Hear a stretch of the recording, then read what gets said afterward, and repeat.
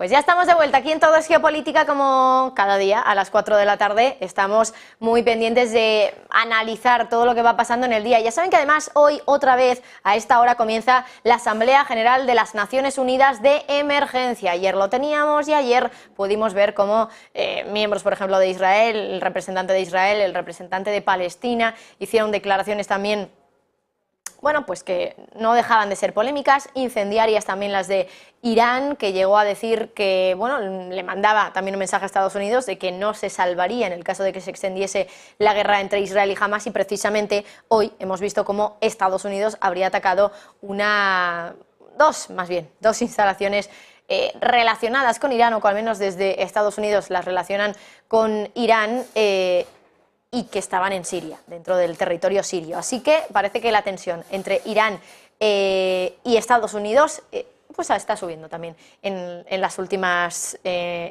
jornadas. Hoy pendientes de la ONU, pero pendientes también de esa cumbre europea, que por el momento no ha salido por lo menos con un mensaje unido sobre lo que respalda o no la Unión Europea en el conflicto. No se ha dicho absolutamente nada por parte de von der Leyen, por parte de Charles Michel, sobre una pausa humanitaria, que sí que se ha mencionado por parte de otros líderes, como puede ser Emmanuel Macron.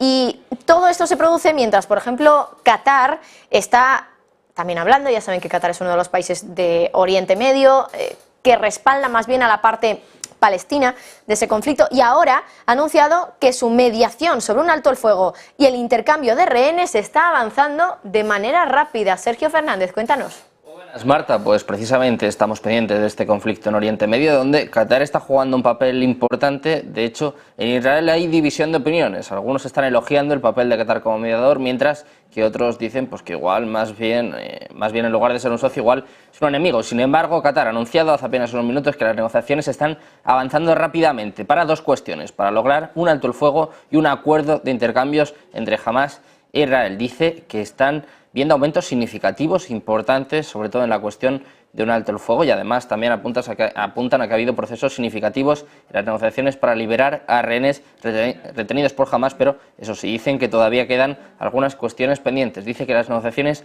van muy bien, que hay un gran avance. De hecho, quedan algunas cuestiones pendientes, pero las conversaciones continúan y mantienen la esperanza. Como les decía, en Israel ha habido división de opiniones en este respecto, con algunos elogiando el papel de Qatar como mediador y otros pues apuntando a que quizás más bien era el enemigo y más bien estaban financiando directamente tanto a Hamás como a más grupos terroristas. Cuando se le preguntó sobre estas cuestiones al ministro de Defensa de Israel, Yoav Gallant, comentó que cada canal es un canal posible, pero que una cosa tiene que quedar muy clara: que hay un objetivo y que confía en que Israel y las fuerzas de defensa israelíes seguirán haciendo todo lo posible para traer de vuelta a los rehenes. Qatar, otro jugador clave en este conflicto en Medio Oriente, que dice que las negociaciones están avanzando, Marta, en dos materias: el alto el fuego y el intercambio de rehenes.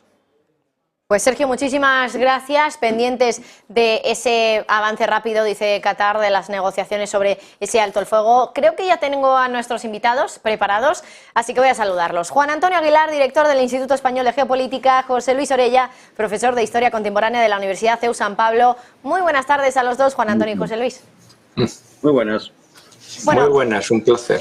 Otro placer para nosotros también contar con vosotros como invitados en Todo es Geopolítica. Hoy vamos a seguir muy pendientes de la ONU, de esa Asamblea General que se está celebrando, ya se celebró en el día de ayer. Vamos a estar pendientes de cuando hablen miembros, por ejemplo, de Israel, de Estados Unidos quizá también, de Palestina, de Irán incluso, que ya ayer habló. Enseguida vamos a hablar de todas estas cuestiones, pero quería preguntaros, sabiendo un poco lo que ocurrió ayer, ¿creéis que hoy va a haber algo relevante en esa Asamblea General de Naciones Unidas, Juan Antonio? Nada.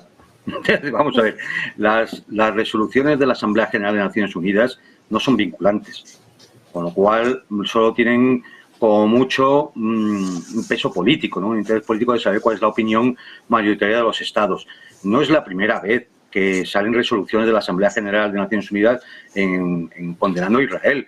Podríamos citar, bueno, yo tengo aquí apuntada la 3379 de 1975, la 3236 del 74, la ES10 que es de hace 10 años. Es decir, estas resoluciones, que además son aprobadas por 2/3, porque así lo obliga el reglamento, no tienen luego validez porque no son vinculantes. Las únicas resoluciones que son vinculantes en la Asamblea General son las que se refieren a presupuesto y asuntos internos. Esas sí son vinculantes. Porque está la nómina de los funcionarios por medio, ¿no?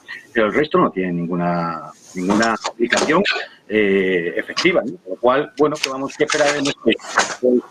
Seguramente una votación en la cual la mayor parte de los países condenen a Israel, y se tendrán fundamentalmente una serie de países occidentales o aliados de los occidentales, se opondrá a Estados Unidos y una serie de países pequeñitos a los cuales obligan a votar así, y la oposición de Israel, y ya está, y ahí se va a acabar.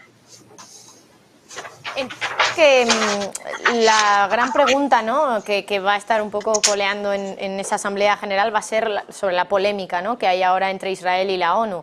Polémica que es verdad que aquí estos días nos comentaban los otros invitados que hemos tenido estos días en Todos Geopolítica, que viene de lejos y que, bueno, pues simplemente es un paso más, ¿no? Y nos decían también, está muy personalizada en Antonio Guterres. ¿Creéis que hoy vamos a seguir viendo este rifirrafe, esta tensión entre Israel y luego Antonio Guterres también? Pero no sé si también pensáis que a lo mejor puede haber más tensión todavía entre Estados Unidos e Irán. Ayer hablaba Irán, decía que Estados Unidos no se va a salvar en el caso de que se extienda el conflicto en Oriente Medio, y justo hoy hemos conocido que Estados Unidos ha atacado instalaciones presuntamente de Irán dentro del territorio sirio. José Luis. Plenamente. O sea, lo que estamos viendo es que la conflictividad en el Próximo Oriente tiene un grado de internacionalización muy fuerte. Desde luego no cabe destacar que Estados Unidos siempre ha estado amparando en todos los aspectos a Israel, tenga razón o no la tenga, siempre ha estado ahí, e Irán es su gran oportunidad para volver otra vez a liderar los elementos, bueno, pues más revolucionarios o más vanguardistas del mundo islámico. En este caso el tema palestino, que es el que unifica a todo el mundo árabe y casi el único tema que los unifica dentro de sus graves diferencias. El aviso de ayer de Irán de que esto podría tener una conflictividad internacional que afectaría a los propios Estados Unidos por ese apoyo sin el cual Israel tendría que tomar otro tipo de vías, por ejemplo, más dialogantes y más de negociación, pues ha provocado esa respuesta que ha desarrollado Estados Unidos dando el sopapo a Irán en sus aliados de Hezbollah, ¿no? Y por lo tanto atacando, bueno, las instalaciones en Siria, un territorio que, bueno, pues está siendo su soberanía pues está siendo asaltada casi de forma continua, diaria, un poco por todos sus vecinos en este aspecto, ¿no? O sea que sí es un aviso desde ayer de que un conflicto a nivel local que se puede solucionar, y ahí está la vía principal de Qatar, puede transformarse en un frente internacional que junto con Ucrania preanuncia un conflicto que dé miedo, casi de un conflicto de temática mundial, que es en definitiva lo que está el mundo desarrollado temiendo, ¿no? Yo quería, además de indicar, estoy de acuerdo con lo que comenta José Luis, hay que poner ciertas cosas en su sitio porque si no, no se entiende. Estados Unidos ha atacado instalaciones en Siria en respuesta al ataque de las milicias proiraníes a sus bases en territorio sirio. ¿Qué hacen bases norteamericanas en territorio sirio?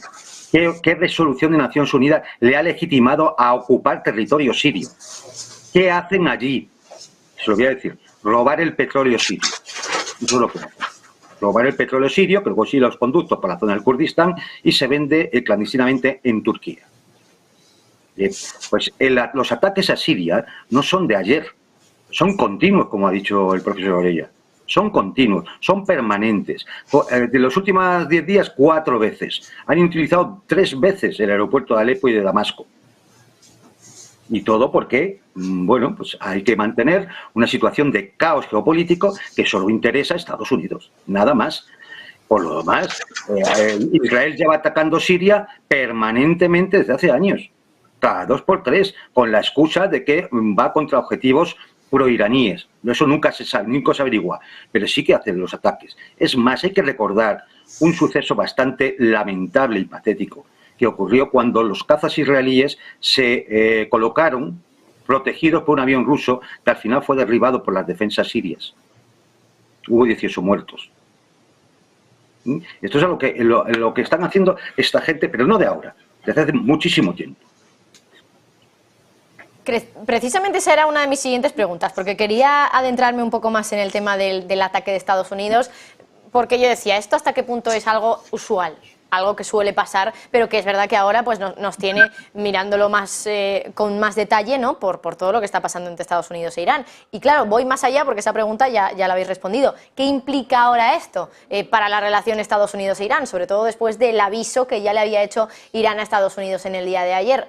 No sé cuál de vosotros dos quiere responder primero. Le voy a dar paso a José Luis, porque como el último en hablar ha sido Juan Antonio, y enseguida, pues Juan Antonio, puedes interrumpir o comentar lo que, o cuando tú quieras, cuando te apetezca. Pero voy a empezar con José Luis. Hombre, desde luego es un incremento de la tensión, como hemos dicho, en todo el área. Aquí ya no estamos hablando de milicias particulares teniendo encontronazos con algunas fuerzas regulares. Estamos hablando de la primera potencia del mundo y de una de las potencias regionales más fuertes, como es Irán, que estamos viendo que desde luego no es ningún país atrasado, que está exportando, es uno de los mayores exportadores de armamento de alta tecnología en el conflicto de Ucrania-Rusia, y que está demostrando, bueno, pues esa musculatura militar e intentando afianzarse en este momento pues, como una de las potencias regionales que está respaldando pues, la causa palestina y tomando el relevo ante, bueno, pues la inoperancia de algunos de los países árabes. Pues Irán, que no es un país árabe, pero sí que está compitiendo por ese liderazgo islámico desde su posición chií, pues intentando llevar un poco ese campeonato que le está llevando a un cierto reconocimiento de muchos de los grupos o movimientos suníes que podían estar peleados,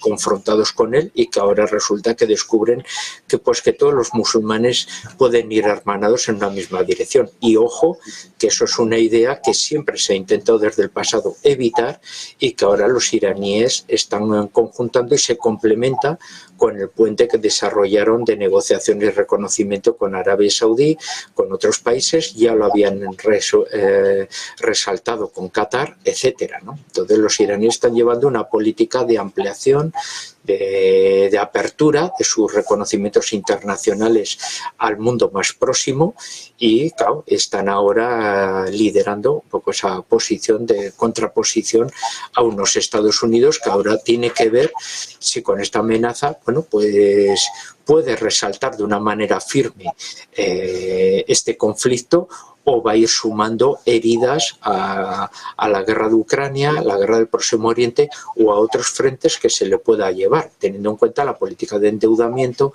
el suministro de armamento, y que Estados Unidos tiene que estar respaldando todos estos diversos frentes que se van abriendo en la actualidad, ¿no?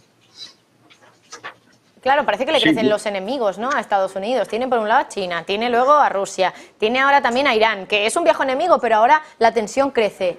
Juan Antonio, dime. Sí, no, a ver, es decir, yo quería comentar al respecto, y continuando con lo que dice José Luis, vamos a ver, Irán es ahora mismo, digamos, el policía malo dentro de lo que es la política regional en la zona, en Oriente Próximo, ¿no? Es el policía malo el que está dispuesto en un momento determinado, porque tiene potencial para ello, a responder y a enfrentarse, y domina además lo que se domina el eje de la resistencia, que es Irán, Irak, Siria, Líbano y Yemen. Dominando eso, domina también el estrecho de Hormuz y el estrecho de Al-Mandeb, es decir, donde sale un tercio del petróleo mundial. Mientras tanto, que el policía bueno sigue siendo fundamentalmente Arabia Saudita, Qatar, Emiratos, que digamos dan una cara más diplomática, más moderada, donde efectivamente se pueden realizar contactos y movimientos diplomáticos que lógicamente a Irán no se lo podían consentir. Con lo cual hay una división de papeles dentro del mundo árabe e islámico en la zona, y musulmán en la zona, para enfrentar lo que no es una guerra de Israel con Hamás, es una guerra de Israel y de Estados Unidos contra el mundo árabe. Esta es la realidad, sino que hacen dos flotas en la zona de los Estados Unidos. ¿Qué hacen? ¿Por qué se han reforzado las bases en el Golfo Pérsico? ¿Por qué se han enviado aviones estratégicos? No nos engañemos. Es decir, incluso se están enviando tropas. Ahí en Israel ya han llegado tropas norteamericanas. No nos engañemos. Es una guerra que va más allá del simple conflicto entre una milicia en Gaza y el ejército israelí. Luego está la amenaza de Irán ayer en esa Asamblea General, que también quería comentarla con vosotros.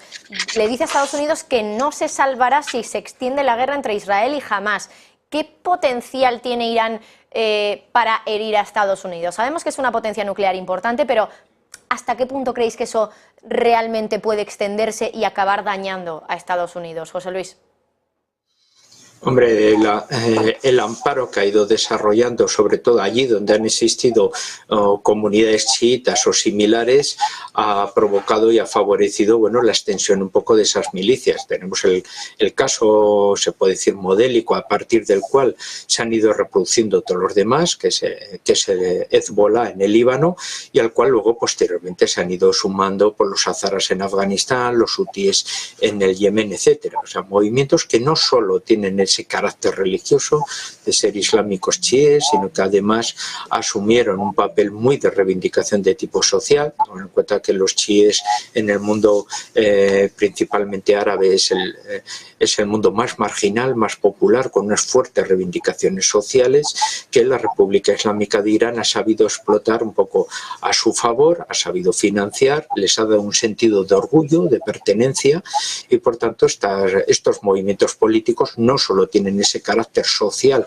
que ha sabido crear un sentido de identidad, tienen una representación política importante y luego tienen ese perfil también militar que ha llevado, por ejemplo, en el caso de Hezbollah, incluso a nivel propagandístico, a esbozar: somos los protagonistas de la liberación del sur del Líbano frente a las tropas regulares de Israel, ¿no? Esto es lo que favorece que Irán pueda, en este momento determinado, sin un toque directo de confrontación con Estados Unidos, multiplicar de una manera muy extensiva a través de estos grupos satélites una confrontación que puede luego sumar incluso a grupos sunitas pues más radicales que quieran rápidamente enfrentarse pues a lo que representa Estados Unidos, ¿no?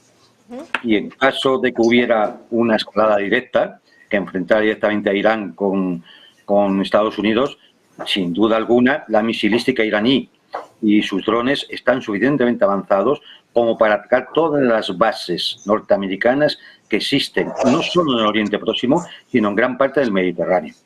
Y eso podría hacer mucho daño. Ni que decir tiene, además, el del corte de los estrechos, como hemos mencionado antes, que provocaría una crisis económica en todo Occidente. Entonces, bueno, digamos que esta vez sí que alcanzaría, las consecuencias de una escalada sí que alcanzarían claramente a Estados Unidos y a sus aliados. Creo que tengo que hacer una pausa publicitaria, que me confirmen los compañeros, porque me parece que sí. Sí, efectivamente. Vale, pues hago una pausa y enseguida volvemos. Cambiamos de tema porque también quería hablaros de la cumbre europea, de la decisión que se habría tomado hacia Israel, que no parece que le han dado mucha importancia, por lo menos en esa cumbre, en esa reunión y en esa rueda de prensa posterior, porque no se ha hablado mucho de ello. Sí que es verdad que hay alguna cosilla que quiero comentar y enseguida también analizarla con vosotros. Antes una pausa y enseguida volvemos. Muy bien.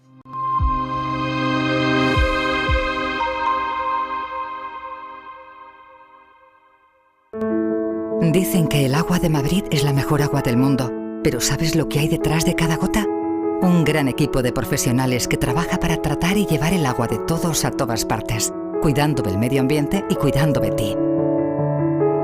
Una empresa sostenible en la que damos una segunda vida al agua para regar los parques y jardines de la región y cuidar de nuestros ríos. Por el camino mejoramos tu entorno, producimos energías limpias y desarrollamos abonos de alto valor para nuestros agricultores.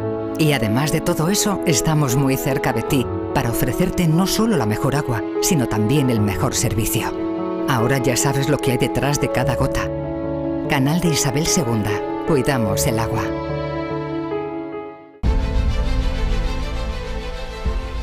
No puede volver atrás y cambiar el principio, pero puede comenzar donde está y cambiar el final. En Luna Sevilla queremos ser su asesor financiero de referencia para mejorar su presente y su futuro patrimonial, prestando nuestros servicios como agentes de Caser Asesores Financieros. Somos una empresa con una clara apuesta por la formación de calidad, la información transparente y objetiva, y por el asesoramiento financiero personalizado y continuado. Visite nuestra web lunasevilla.es o llame al 91 762 3442.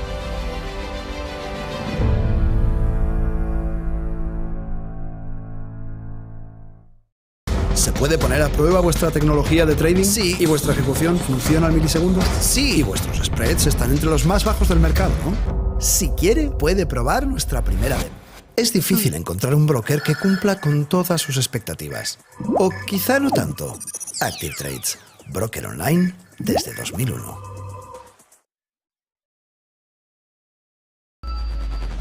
Localizarnos ahora es más fácil. La economía a tu alcance. Empresas, inversiones, tecnología. Ya en la APP de Movistar. Vive la economía. Negocios Televisión.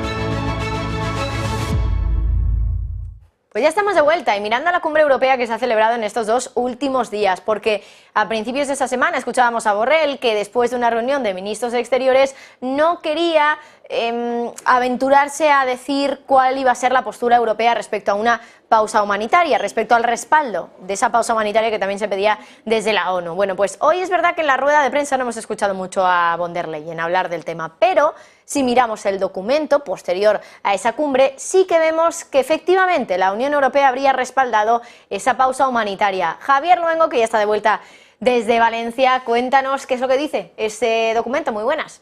Sí, Marta, ¿qué tal? Muy buenas tardes. Concretamente en el punto 16, son 11 páginas del comunicado de las conclusiones de esta cita de 2 días de los líderes europeos, lo que se ha publicado hace cosa de más de una hora. El primer párrafo ha ido todo para Rusia, para la guerra de Ucrania. Europa sigue intensificando sus esfuerzos en el flanco oeste, pero algo se tenía que decir sobre esa pausa humanitaria, sobre todo después de que el alto representante de política exterior de la Unión Europea, Josep Borrell, precisamente a principios de semana, fuera el que diera ya las directrices, decía en opinión personal, pero que luego se iban a ver reflejadas en este comunicado de hoy, sobre pedir o no una pausa humanitaria en Gaza. Pues bien, la Unión Europea lo pide a las claras, solicita a todas las partes, tanto a las milicias terroristas pro-palestinas de Hamas como al gobierno de Benjamin Netanyahu, a trabajar estrechamente para proteger a los civiles, para brindar asistencia sanitaria, facilitar acceso a alimentos, agua, servicios médicos, combustible y alojamiento, y además, para que todo esto se pueda llevar a cabo, poner sobre la mesa medidas necesarias, incluidos, y citamos literal el comunicado europeo, corredores humanitarios y pausas por necesidades humanitarias. Declaración que se reafirma a la que eran los propios líderes europeos la que daban el pasado 15 de octubre. Hay un capítulo entero tras la guerra de Ucrania dedicado al conflicto en Oriente Medio. Se destaca, más allá de esta pausa humanitaria, Marta, el derecho de Israel a defenderse, pero siempre con la conformidad del derecho internacional, esa coletilla que se utiliza desde hace semanas y sobre todo tras la visita de Ursula von der Leyen, la presidenta de la Comisión Europea, a Tel Aviv hará un par de semanas. Se reitera por parte de Europa que la preocupación y la situación humanitaria en Gaza sigue siendo alta y que por lo tanto debería de abrirse un corredor humanitario. También advierte Europa de que la solución es la de los 2 estados, incluido todo a través de un esfuerzo del Día de la Paz, acogiendo, dice, una cumbre para conseguir el alto el fuego y la relajación de tensiones en Oriente Medio.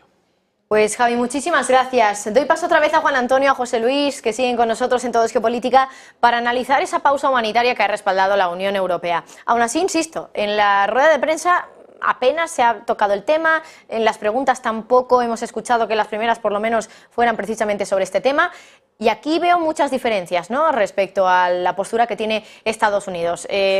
Estados Unidos está claramente codo con Israel. Me da la sensación de que Europa quizá no tanto. ¿Estáis de acuerdo, Juan Antonio? No, vamos a ver, mira. Decía un compañero nuestro, Alberto Iturralde, que la hipocresía es el homenaje a la mentira. No, la Unión Europea apoya políticamente a Israel. Esta es la realidad. Y todo lo demás es palabrería para intentar justificarse y no dar una imagen tan pavorosa como la que puede dar el apoyo de Estados Unidos a los bombardeos de terror sobre Gaza. Esta es la realidad.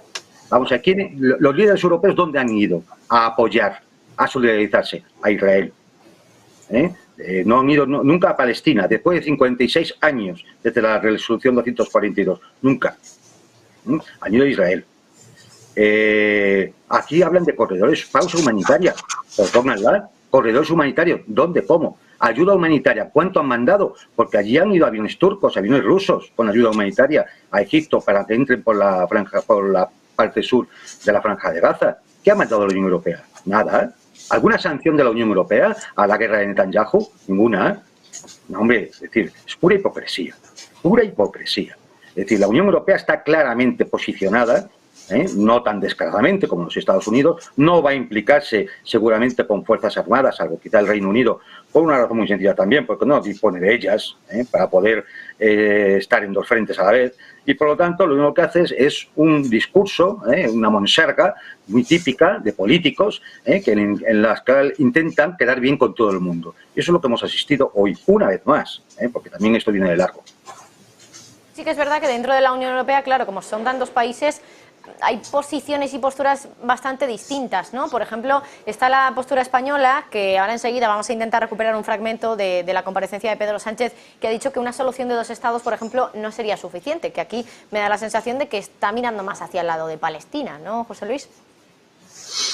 Ahora hay que tener en cuenta que la OLP forma parte de la Internacional Socialista en este caso, ¿no? Como un poco los partidos basistas, que a pesar de su origen y su afinidad inicial con el fascismo italiano, luego han ido en sus posturas evolucionando a otras posturas. Eso también incide un poco en que los países europeos quieran tener como una posición como más neutralista, más conciliadora, aunque la realidad, un poco como ha dicho anteriormente Juan Antonio, pues resulte pues excesivamente poco creíble cuando la política internacional europea, bueno, pues está demostrando, sobre todo con el conflicto ucraniano, una ausencia pues de autonomía y un seguidismo pues total y una subordinación pues a la política internacional estadounidense, ¿no? Por tanto, bueno, si la Unión Europea pues estaba llamada a ser una de las grandes potencias que podría haber influido en la pacificación de muchos conflictos a nivel internacional, en la actualidad pues se ha convertido en un enano internacional con una política muy de inercia, muy de seguidismo, pero que intenta, bueno, mantener su vieja fama un poco, bueno, pues con este tipo de declaraciones que no implica en la realidad ningún tipo, bueno, pues de apoyos internacionales de ningún tipo. Otra cuestión es, bueno, pues que pueda conciliar, bueno, ciertos ámbitos un poco como de un cierto protagonismo en un posible proceso de negociación o dialogante y por tanto pueda representar algún papel en ese espacio, ¿no? ¿De alguna manera es posicionarse más hacia un bando o a otro o es simplemente ser bastante equidistante? Porque el alto el fuego no lo piden desde la Unión Europea, que eso es algo que se podría pensar que sería alejarse más de la postura estadounidense, ¿no, Juan Antonio? Claro, si es que, mira, la prueba material de lo que decimos es las votaciones en el Consejo de Seguridad de Naciones Unidas. Los países europeos que han estado representados, ¿qué han votado? No han votado ni por el alto el fuego, ni por nada por el estilo. Pero es lo que vienen haciendo desde hace mucho tiempo. Vamos a ver qué votan hoy, si hay algún tipo de propuesta de resolución en la Asamblea General extraordinaria. Ya lo vamos a ver. Es decir, yo mucho me temo, yo lo siento, mucho me temo que esto simplemente es hipocresía, pura hipocresía. Intentar lavarse la cara ante una opinión pública que está escandalizada ante lo que está viendo en Gaza. Porque claro, aquí hablamos de ataques terroristas y los bombardeos de terror sobre población civil, ¿cómo los tratamos? ¿Cómo los llamamos? Hablamos de rehenes de Hamas, y es cierto. ¿Y cómo hablamos? ¿Qué podemos decir de 300 palestinos, muchos de menores de edad, que están en las prisiones israelíes de hace tiempo, sin acusación ni juicio? Claro, no están ni acusados todavía. ¿Y de 7.000 prisioneros palestinos que hay? Claro, es decir, lo dijo Gutiérrez en su descargo de conciencia el otro día. es que esto no ocurre en el vacío. Aquí hay unos antecedentes de hace muchos años que si no se consideran no se entiende lo que está pasando. Entonces, el derecho de Israel a defenderse es tan cierto como la obligación de Israel de retirarse de los territorios ocupados y reconocer el Estado palestino en su frontera del año 67. No se puede pedir que se cumpla una cosa y no la otra. Porque eso es hipocresía, pura hipocresía. José Luis, no sé si quieres comentar algo al respecto. No, es que esa es un poco la situación. Muchas veces estamos acostumbrados a dar nuestros análisis con una foto fija de lo que ha sucedido durante un día. Pero si queremos entender la realidad global de lo que está pasando, hay que ver la película entera desde su origen. Y claro, ahí cambian mucho las circunstancias y los enjuiciamientos de todo tipo. No podemos exclusivamente juzgar y ver una víctima, un ataque por una foto fija de unos ataques, unas circunstancias, negando el contexto en el cual se ha desarrollado. Y entonces vemos todos los matices de grises y que no todo es blanco o todo es negro en esta película. Y desde luego lo que nos intentan vender como blanco no es precisamente un blanco inmaculado, ¿no? Tema porque creo que ya este tema no da mucho más de sí para poder seguir analizándolo. Hoy Egipto también ha estado en el punto de mira porque ha habido al menos 6 heridos tras el impacto de un dron en una localidad de Egipto fronteriza con Israel. Y esto me recuerda mucho a cuando se hablaba, ¿no?, de que un posible dron ruso habría caído dentro del territorio rumano. Luego al final eso parece que quedó un poco en el olvido, tampoco se le hizo mucho caso. Luego está el tema de cuando entró otro misil dentro de Polonia, finalmente fue ucraniano, pero al final a la vista está que cuando ocurren estas cosas los países vecinos pueden verse también afectados por estos temas. Entiendo que no va a ser ni la primera ni la última vez que esto ocurra, pero ¿qué consecuencias, si es que tiene consecuencias un hecho así, Juan Antonio? Yo creo que en principio no va a tener gran consecuencia. A ver, según unas versiones un dron, según otras versiones ha sido un misil, ¿no? Da igual. En principio tenemos que creernos que ha sido sin mayor intención, a pesar del daño provocado, ¿no? Es decir, que gracias a Dios es menor que el que se produjo en Polonia, que le costó la vida a 2 personas, ¿no?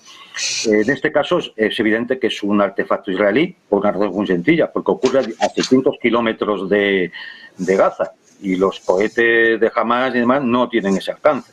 Entonces, lo más probable, con toda seguridad, es que sea un artefacto israelí, pero tampoco creo que haya habido una intencionalidad. Estas cosas ocurren, claro, lógicamente cuando estás en una zona de guerra o lindando con una zona donde hay operaciones bélicas y donde además hay sistemas de armas de gran alcance. Entonces, yo en principio creo que más allá de las lógicas protestas diplomáticas y de los avisos de contención y de que se aumente la seguridad del tipo de operaciones tan quirúrgicas que se realizan, que acaban los cohetes o los drones a 600 kilómetros, pues no creo que vaya a escalar, a ir más allá. Hay que tener en cuenta que en todo esto, y yo creo que hay un cierto acuerdo entre los países árabes, Irán y todo lo demás, hay una cierta gestión del escalamiento. Ellos saben que ganan si logran que la escalada se detenga o sea muy lenta. Entonces, es decir, aquí realmente parece que al que le interesa escalar es a Estados Unidos, que manda flotas, ataca posiciones proiraníes en Siria o en Irak, pasan por encima del espacio aéreo del Líbano. Es decir, da la sensación que un poco, o Israel atacando los Altos del Golán, que la escalada la quieren desde este lado, ¿no?, desde el lado norteamericano-israelí, más que desde el otro lado, porque, vamos... ya Irán, Siria, Egipto ya tendrían razones más que suficientes para decir, ya está bien, ¿no? Y en cambio, están siendo muy contenidos. José Luis, no sé si quieres también comentar algo al respecto. Egipto, ese dron, ¿podría tener consecuencias? Hombre, no creo, también por las propias características de Egipto, ¿no? Es un país árabe, es uno de los países con más influencia dentro de la política internacional de la región, pero también por sus propias características políticas, un país que ha demostrado tener, bueno, pues una gran oposición a todo lo que tiene relación con los hermanos musulmanes. Y tengamos en cuenta que Hamas es la expresión política de los hermanos musulmanes en su rama palestina, ¿no? Así que Egipto va a intentar mantenerse mantenerse en una cierta distancia, mantenerse dentro del campo árabe, que no pueda ser acusado de traición y mucho menos de tener una relación estrecha con Israel en ese ámbito. No va a caer en ese aspecto en la trampa, pero tampoco va a realizar ningún tipo de apoyo, podemos decir, político a favor de Hamás. Sí lo va a desarrollar en el ámbito humanitario, social, todo lo posible hacia la población palestina de Gaza, ¿no? Que, como bien pues ha dicho anteriormente Juan Antonio, claro, estamos hablando de una zona geográfica muy densamente poblada, muy pequeña, y donde la concentración de armamento de alta tecnología pues puede producir unos daños colaterales, podemos decir, haga un poco la redundancia y la hipocresía un poco de este concepto, que puede tener una traducción en pérdidas humanas de civiles, como ya las está teniendo claramente. Desde luego no son operaciones quirúrgicas. No, hay que tener en cuenta que el punto crítico para Egipto en estos momentos, que sí podría llevarle a un conflicto, sería que Israel expulsara hacia Egipto los 2,3 o 2,4 millones de habitantes de Gaza. Eso sería un problema para Egipto y esa sería su línea roja. Eso sí que haría que Egipto interviniera. Pero mientras eso no se produzca, yo coincido con el profesor Orella que va a mantenerse una posición discreta, ayudando en lo que pueda de forma humanitaria, incluso política también, en el sentido de, a lo mejor, en votación en Naciones Unidas o lo que fuera, si se diera el caso, pero no va a ir más allá. Sus relaciones fundamentalmente son con la Autoridad Nacional Palestina en Cisjordania, no con Hamás. Más allá de eso, quería hablaros también de Hamás, ¿no? El grupo militante que, por cierto, hoy se ha comentado en algunos medios de comunicación que un funcionario de Hamás habría dicho que la liberación de rehenes requiere un alto el fuego. Y quería centrarme un poco en esto, porque sabemos que el alto el fuego se está comentando por parte de muchos, de la ONU, de países incluso de dentro de la Unión Europea. No se está planteando, por ejemplo, desde la parte de Estados Unidos, que cree que Israel todavía tiene derecho a defenderse e incluso la obligación, pero sí que desde Hamás estarían pidiendo esto para liberar más rehenes. ¿Creéis que si esto ocurre, o en el caso de que ocurriera, porque no sé si Israel desde luego estaría por la labor de realizar un alto el fuego, ¿de verdad Hamás liberaría más rehenes? ¿Cómo lo veis? Porque al final todo esto es una negociación que es complicada, ¿no? Y que no sé muy bien por dónde debería tirar todo esto. José Luis. Bueno, es una campaña de imagen, ¿no? O sea, Hamás sabe que su imagen está muy deteriorada por las primeras acciones, el tema de los secuestros, todas las imágenes que se desarrollaron de los muertos israelíes de los kibbutz, la liberación de los rehenes, los intentos de ir a una cuestión dialogante, está favoreciendo una mejora de su imagen y también ganar tiempo, que le está dando la oportunidad de, bueno, pues de explicar cuál es la situación y el por qué pues bueno, los palestinos están en esta circunstancia. También incluso dentro de lo que es el mundo árabe está conciliando bueno, pues una alianza y un mayor apoyo social a su causa cuando bueno, pues había quedado muy distendido, muy separado y se habían quedado huérfanos de muchos de los apoyos. Se están recuperando un poco todo ese contexto activo a nivel internacional que casi había sido abandonando desde el pasado. El intentar intercambiar prisioneros palestinos que estén en las cárceles por parte de los rehenes que ellos desarrollen, sería vendido como una victoria a nivel interno y también mejora su imagen, pues como las últimas declaraciones de los últimos rehenes liberados que hablaban un poco de ese trato humanitario que les habían dado. Aquí ya estamos en una lucha también por la imagen en el frente comunicativo. Juan Antonio, ¿sí? ¿Quieres comentar algo? Sí, así es. Es decir, hay que tener en cuenta una cosa. Es decir, cuando hablamos de la imagen muy deteriorada de Hamás, nosotros estamos hablando en Occidente. Dentro del mundo árabe, Hamás ya ha conseguido varias victorias desde el día 7. Ha conseguido demostrar que puede enfrentar al ejército israelí. Ha conseguido meter el miedo en la población israelí de que pueda haber más incursiones ofensivas de este tipo. Y además va a intentar conseguir alguna victoria mediática, en el sentido de que como consiga intercambiar prisioneros por prisioneros, o rehenes por rehenes, como queramos llamarlo, es decir, esto va a ser otra victoria ante las masas árabes. Es decir, esto es así. Entonces, yo creo que va muy en esa línea de lo que ha dicho José Luis, de una campaña de imagen. Hay que tener en cuenta, además, que el mayor financiador de Hamás no es Irán, ni Siria, ni Líbano. El mayor financiador de Hamás es Qatar. Y Qatar es un país que tiene muy buenas relaciones con Occidente y está metido en muchas grandes empresas de Europa, es decir, por tanto, su influencia no es pequeña. Es decir, aquí estamos hablando de mucho dinero, de mucha influencia, de mucha... recordemos el tema del Mundial de Fútbol, es decir, que se entregó a Qatar porque puso dinero encima de la mesa, ¿no? Es así. Entonces, bueno, yo creo que igual que existe una gestión de escalamiento por parte de Irán y de sus aliados, existe en este caso de Hamás también una gestión de imagen que posiblemente sea llevada por expertos desde Qatar para obtener otra victoria, que sería el intercambio de rehenes por prisioneros palestinos. Pues tengo que hacer otra pausita de publicidad, enseguida estamos de vuelta. Cuento también alguna noticia de última hora y lo comentamos también con vosotros para que lo analicéis. Pero nada, nos vamos unos minutitos y volvemos. Vale. Ay, señor.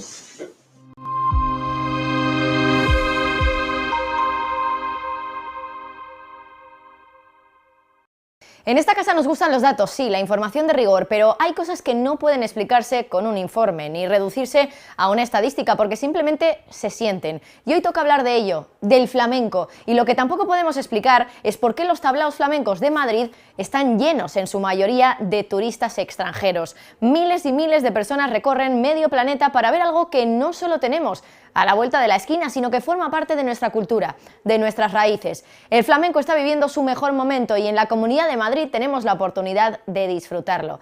Sería inexplicable perdérselo, ¿no? Artistas que ponen la piel de gallina a un mundo entero acompañados de una gastronomía cada vez más cuidada e innovadora. Tablaos que emocionaron a John Lennon o a Nicole Kidman y tablaos fusión con propuestas vanguardistas. El flamenco ya no es solo tradición, es actualidad. Está vivo. La Comunidad de Madrid cuenta con algunos de los mejores tablaos de España. En cada uno, un viaje de emociones único. Aviso, te faltarán días, pero no la pasión.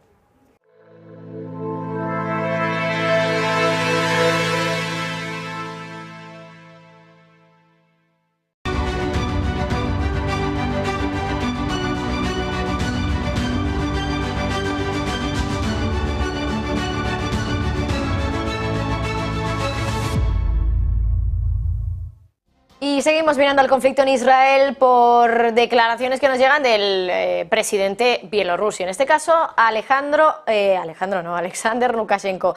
Ha hablado y ha advertido que si Estados Unidos empieza a bombardear el Mediterráneo, Irán responderá y va a hundir toda su flota. Sergio Fernández, cuéntanos más información, más detalles sobre estas palabras de Lukashenko. Muy buenas, Marta. Pues el presidente bielorruso se ha despachado a gusto contra Estados Unidos. No solo ha dicho estas declaraciones que estabas comentando, también ha dicho que Estados Unidos está enturbiando su posición dominante en el mundo, que están contribuyendo a alimentar distintos tipos de conflictos y además cree que Estados Unidos está empezando a percibir algunos cambios en el mundo, como por ejemplo la multipolaridad, y que por eso están intentando sembrar el caos dentro de los países, tal como intentaron hacerlo en Bielorrusia. Esto es lo que dice el propio Lukashenko: divide y conquistarás. Esta es la política de Estados Unidos. Dice que toda Europa está preocupada por Ucrania y que no le importa el Oriente Medio ni otras cuestiones, que la escalada en Oriente Medio va a afectar a todo el mundo árabe y a África. Dice que todos ya conocemos la situación en el este y que necesitan provocar problemas en todo el mundo. Dice que quieren mantener su dominio y que por eso están sembrando el caos. Además dice que esos son solo sus pensamientos, pero que cree que tiene razón, que así es como hace política Estados Unidos, y termina advirtiendo, diciendo que si Estados Unidos y los estadounidenses empiezan a bombardear desde el mar Mediterráneo con ataques aéreos y portaaviones, aunque eso sí, matiza que no creen que estén tan locos, Irán va a responder y les va a hundir. Más advertencias para Estados Unidos, esta vez no ha sido por parte de Irán, ha sido el presidente bielorruso. Lukashenko en el punto de mira. Voy a volver a saludar a Juan Antonio y a José Luis para comentar precisamente esto. Ya sabemos que Bielorrusia es uno de los aliados rusos y ahora parece que también está más del lado de Irán. Todo lo que sea contra Estados Unidos, ¿no, Juan Antonio? No, es que es la fractura geopolítica global a la que estamos asistiendo. Es decir, aquí se están creando claramente dos bloques, lo que es el bloque occidental anglosajón encabezado por Estados Unidos y sus aliados, Japón, Nueva Zelanda, Australia, Israel, y el otro bloque que son todos los demás, cada uno con sus intereses, sus perspectivas, su proyección estratégica, que no es la misma la de Irán que la de China, la de India o la de Rusia, pero cada uno tiene la suya, pero sí que están en el otro lado todos juntos en el otro lado. Que esto es lo que ve Lukashenko, él lo explica con sus palabras y demás, pero lo que ve es que efectivamente él dice hay una hegemonía que está en decadencia y esta hegemonía para mantenerse va a buscar crear conflictos en todo el mundo. ¿Buscando qué? Pues posiblemente buscando un reseteo económico en un momento determinado ante unas perspectivas en la economía, y solo hay que ver la deuda norteamericana, que no son muy halagüeñas y que pueden llevar a una situación muy peligrosa a los Estados Unidos.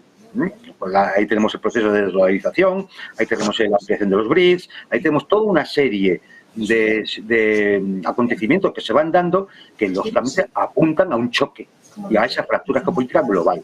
Y esto no es más que una muestra de esa fractura global.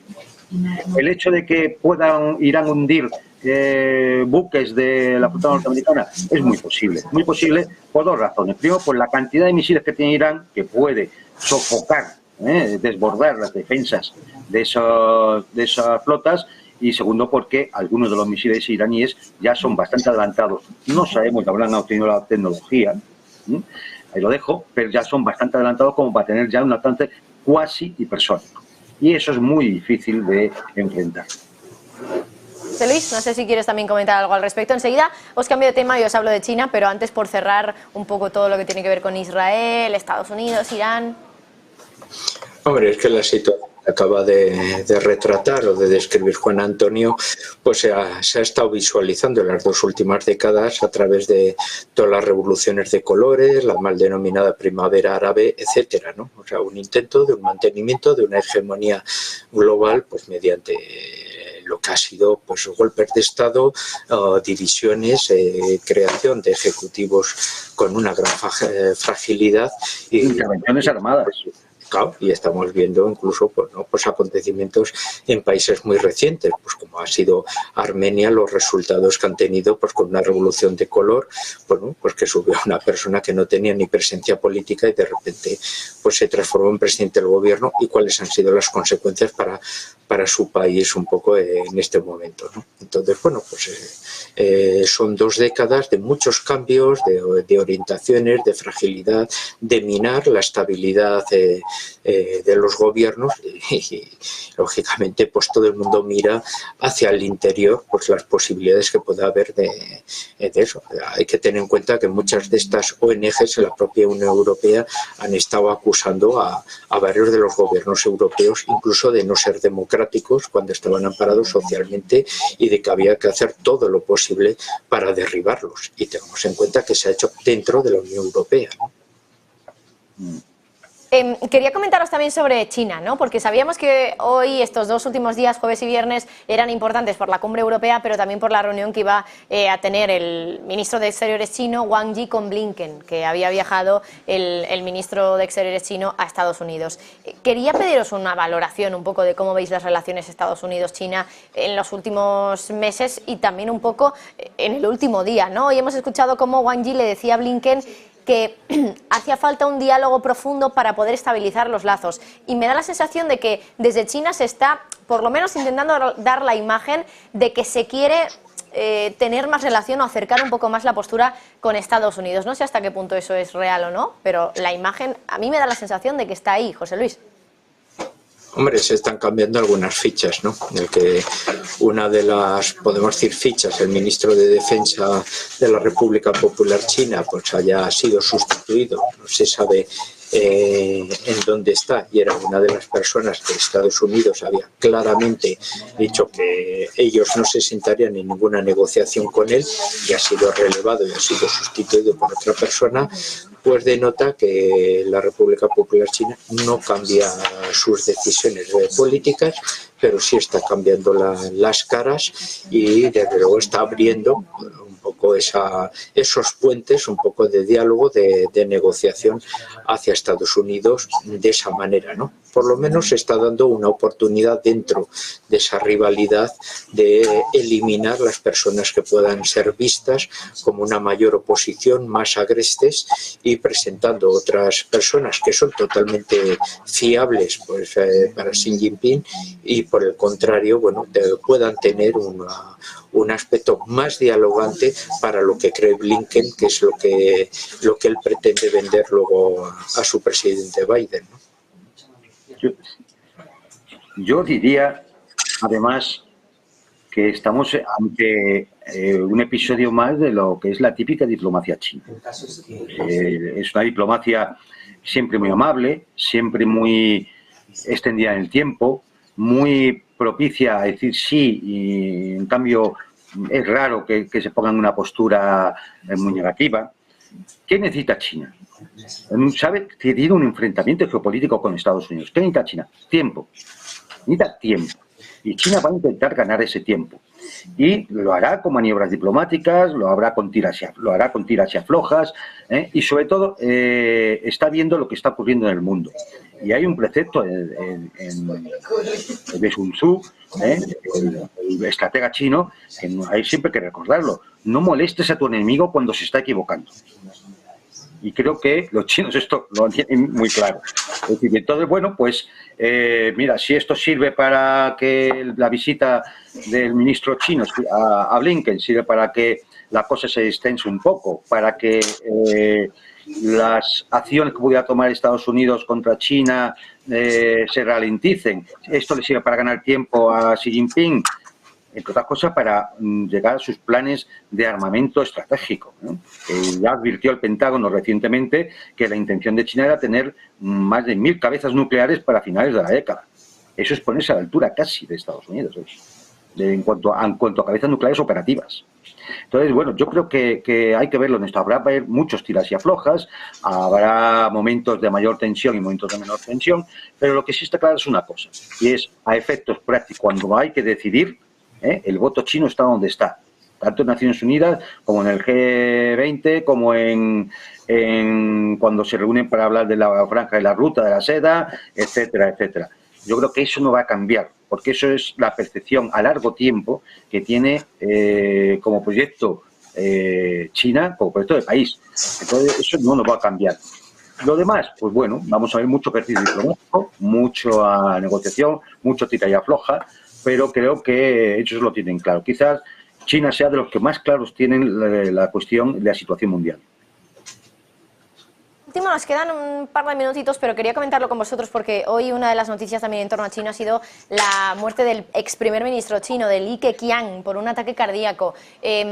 No hace mucho que estaba también en el gobierno y quería pediros también una valoración un poco de su posición, ¿no? de su figura para Xi Jinping, para el presidente chino y también para el gobierno chino. ¿Qué supone el fallecimiento de Li Keqiang? José Luis, te pregunto a ti, pero me queda un minutito, pero no quería dejarme este tema por comentar. Bueno, son cambios de etapa, ¿no? Entonces se están definiendo, se necesita una nueva generación, pero como hemos dicho, cambios de actitud a largo plazo y siempre con un punto clave, manteniendo la fidelidad a Xi Jinping como jefe supremo del régimen, ¿no? Así que hay cambio de orientación, cambio de piloto, pero siempre bajo el mismo timonel, ¿no? Obviamente bajo el timón de Xi Jinping. Juan Antonio, adelante, por favor. Hay todo un sector de la élite china que, bueno, que en su día está más cercana a otros postulados que no eran los de Xi Jinping, que poco a poco pues va desapareciendo de la escena. Es decir, muchas veces por ley de vida, es decir, yo no creo en ninguna conspiranoia de que este hombre le haya pasado nada, que es muy mayor ya, que no, y ya no tenía ningún poder, ¿no? No, yo creo que simplemente ley de vida, y vamos a ir viendo cómo seguramente una nueva generación de líderes chinos, muy en la línea de Xi Jinping, por supuesto, como ha dicho José Luis, va a ir ocupando cada vez más las noticias, ¿no? Porque van a ser los futuros, claro, los futuros dirigentes chinos. Juan Antonio Aguilar, director del Instituto Español de Geopolítica, José Luis Orella, profesor de Historia Contemporánea de la Universidad CEU San Pablo. Mil gracias a los dos, como siempre, por estar con nosotros en Todo es Geopolítica un día más. Que paséis muy buena tarde y buen fin de semana también a los dos. A vosotros. Venga, igualmente. Bueno, y nosotros, mientras tanto, pendientes, por cierto, de la Asamblea General de las Naciones Unidas. Ya saben que es una sesión de emergencia, donde ahora mismo, por cierto, está hablando el líder de Qatar, el representante de Qatar en Naciones Unidas. Enseguida vamos con ella, antes una pausa publicitaria y volvemos.